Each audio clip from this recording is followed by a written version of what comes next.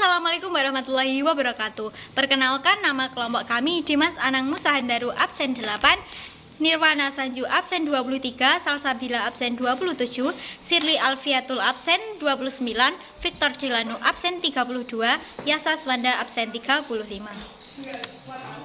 Sistem dispersi koloid. Koloid merupakan sistem dispersi yang bersifat heterogen, tetapi stabil dan terlihat homogen. Sistem dispersi adalah campuran antara fase terdispersi dengan medium pendispersi yang tercampur secara merata. Sistem dispersi dibedakan menjadi 3, yaitu dispersi kasar atau suspensi, dispersi halus atau larutan, dan dispersi koloid.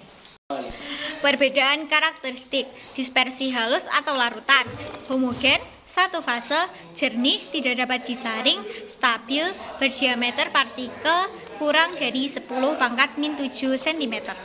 Dispersi koloid tampak homogen, dua fase, dilihat dengan mikroskop ultra, keruh tanpa endapan, dapat disaring dengan kertas saring ultra, stabil, berdiameter partikel 10⁻⁷ sampai 10⁻⁵. Dispersi kasar atau suspensi heterogen, dua fase, keruh ada endapan, tidak stabil, dapat disaring, berdiameter partikel lebih dari 10⁻⁵ cm. Pengelompokan sistem koloid. Yang pertama, koloid tipe sol. Contoh sol padat ada kaca berwarna dan batu mulia. Contoh sol cair, cat kuku atau kutek. Yang kedua, koloid tipe aerosol. Contoh aerosol padat, asap emisi pabrik industri. Contoh aerosol cair, kabut. Yang ketiga, koloid tipe emulsi. Contoh emulsi cair yaitu susu, santan, dan minyak ikan. Contoh emulsi padat, mutiara, keju, dan jeli. Keempat, koloid tipe busa. Contoh busa cair, buih sabun, dan krim kocok. Contoh busa padat, terdapat batu apung. Selanjutnya, ada sifat-sifat koloid. Pertama, efek Tyndall adalah peristiwa penghamburan cahaya oleh partikel koloid. Kedua, gerak Brown, yaitu gerak terus-menerus secara acak membentuk lintasan berliku. Ketiga, elektroforesis adalah peristiwa pergerakan partikel koloid karena pengaruh medan listrik. Keempat adalah adsorpsi. Adsorpsi adalah peristiwa menempelnya partikel bermuatan ion pada permukaan koloid. Yang kelima, koagulasi. Koagulasi adalah peristiwa pengendapan partikel-partikel koloid sehingga fase terdispersi terpisah dari medium pendispersi. Yang keenam adalah dialisis. Dialisis adalah cara mengurangi ion-ion pengganggu yang terdapat dalam sistem koloid menggunakan selaput semi-permeable. Yang ketujuh adalah koloid pelindung. Koloid pelindung adalah koloid yang dapat melindungi koloid lain agar tidak terjadi koagulasi. Selanjutnya adalah proses pembentukan koloid. Cara kondensasi secara kimia dapat dilakukan dengan 4 macam, yaitu melalui reaksi pengendapan, reaksi hidrolisis, reaksi pemindahan, dan reaksi redoks. Yang pertama adalah reaksi pengendapan. Reaksi pengendapan dilakukan dengan cara mencampur dua macam larutan elektrolit hingga menghasilkan endapan yang berukuran koloid. Yang kedua adalah reaksi hidrolisis. Reaksi hidrolisis yaitu dengan mereaksikan garam tertentu dengan air. Ketiga, reaksi pemindahan atau substitusi. Reaksi pergantian atau pertukaran suatu atom atau gugus oleh atom atau gugus lainnya. Keempat, reaksi redoks. Pembuatan koloid dengan reaksi redoks selalu disertai dengan perubahan bilangan oksidasi, misal pada pembuatan sol emas dan sol belerang. Cara fisika.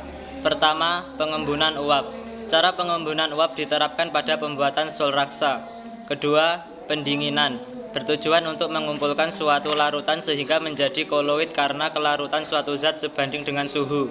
Ketiga, penggantian pelarut. Digunakan untuk mempermudah pembuatan koloid yang tidak dapat larut dalam suatu pelarut tertentu, misalnya pada pembuatan sol belerang. Cara dispersi. Pembuatan koloid dengan cara dispersi dapat dilakukan dengan cara Bredig, mekanik, peptisasi, dan homogenisasi. 1. Cara busur Bredig atau elektrodispersi.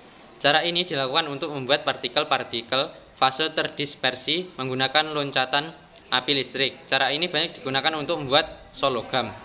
2. Cara mekanik. Dilakukan dengan menggerus zat padat hingga halus, lalu mendispersikannya ke dalam medium pendispersi. 3. Peptisasi. Cara pembuatan koloid dengan jalan memecah partikel zat yang mengendap dalam medium pendispersi air menjadi berukuran partikel koloid. 4. Cara homogenisasi. Cara yang digunakan untuk membuat suatu zat menjadi homogen dan berukuran partikel koloid.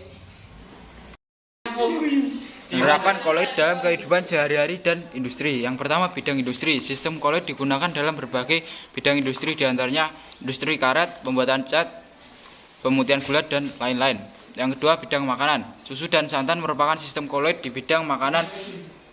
Susu dan santan merupakan emulsi lemak dalam air. Emulsi cair biasanya distabilkan oleh emulgator, contohnya kasein dalam susu.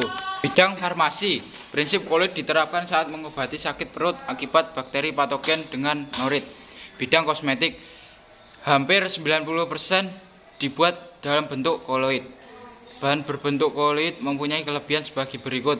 Mudah dibersihkan, tidak merusak kulit, mengandung dua jenis bahan yang tidak saling melarutkan, mudah menyerap berbagai bahan yang berfungsi sebagai pewangi, pelembut, dan pewarna. Beberapa tipe koloid yang digunakan dalam kosmetik. Yang pertama, sol padat, kedua, sol cair, ketiga, emulsi, keempat, aerosol cair, 5, buih, 6, gel. Yuk.